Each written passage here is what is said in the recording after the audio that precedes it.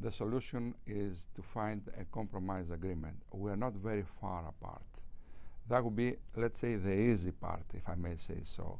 What we say to our lenders is that you want us to be back after a few months or even a year with the same problem. Do you? No. They want to get rid of us. They don't like to see us every day dominating the agenda. We agree with them. So what we have to deal with, the sustainability of the debt. This is not the first time. Some of the countries, they are teaching us, they are trying to teach us a lesson. They have been the first beneficiaries of debt relief in very hard times. You're, of course, referring to Germany and after World War II, where the forgiveness came from Greece and other countries. That's exactly the case. But it's not only Germany. So this is not the, I mean, the average listener says, "Oh my God, they're going." This is not working like this. A lot of times, the debt relief produced a new beginning and very viable, beginning. And then to have normalized the country economically is what we are looking for right now. So sustainability of the debt is one thing. The other thing is growth. We have so many ways to approach sustainability. They don't have necessarily to have a haircut, which is a very drastic approach. They have to have a ratio saying that the way you improve your economy and have development, you have a ratio of 1–2% of GDP. We can discuss all these things. So you can get your money as lenders back, provided you have some kind of growth. So sustainability of the debt and growth, there are two elements they should be in the agreement. And of course, to agree on the parameters, that would be probably the easy thing. We are very close when it comes to numbers. But we have to deal with the sustainability, and I have two very big arguments. Jack Liu, your Secretary of Treasury, today just said that we have to deal with this issue. And also, I have an official, and I hope you are aware of this, an official report of IMF saying that the debt of Greece is not sustainable.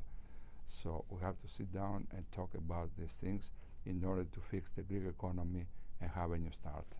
But Parliament member Guy Verhofstadt had this response, and I'm sure you already saw it. He said, basically, you're always talking about reforms, but we don't really see any concrete reform proposals, that there needs to be fiscal discipline. There's been a lot of talk about how Greeks basically don't pay their taxes, that there are a number of things that you would see in a normal economy that aren't in place, that this has been going on, as he said, they've been sleepwalking for years. When are the reforms going to go into place?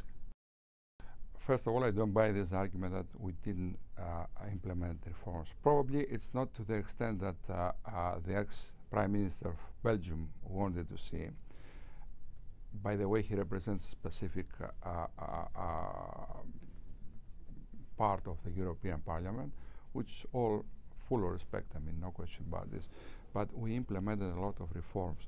The public sector shrinked, the total was about 600,000. Now there are 150,000 less public employees, excuse me. So that's a big reform. The tax reform, I told you before that it's within the agenda of this government. We took a lot of steps. Right now there are a lot of people in jail because they didn't meet their tax obligations. That's unheard of. In the past, it was a joke to say that you are going to send someone in Greece especially because they don't pay their taxes. Now there are a lot of people, and high-profile people, in the prison. Did we arrive at a satisfactory level? No, but this is a big process. All the last three governments, I watched them closely. They would like to implement these tax reforms.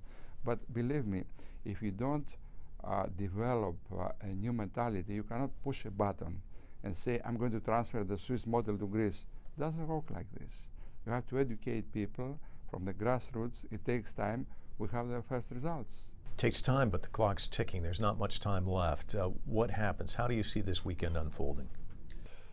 I believe that we're going to have an agreement, but it's a few days. We're going to wait and see. That's my sincere hope, not only for my country, but for Europe, because deep in my heart, like the big majority of the Greek people, they believe in the European Union. But for the sake of the argument, this is going to be good for the global economy at the same time, no matter how small the size of Greece is.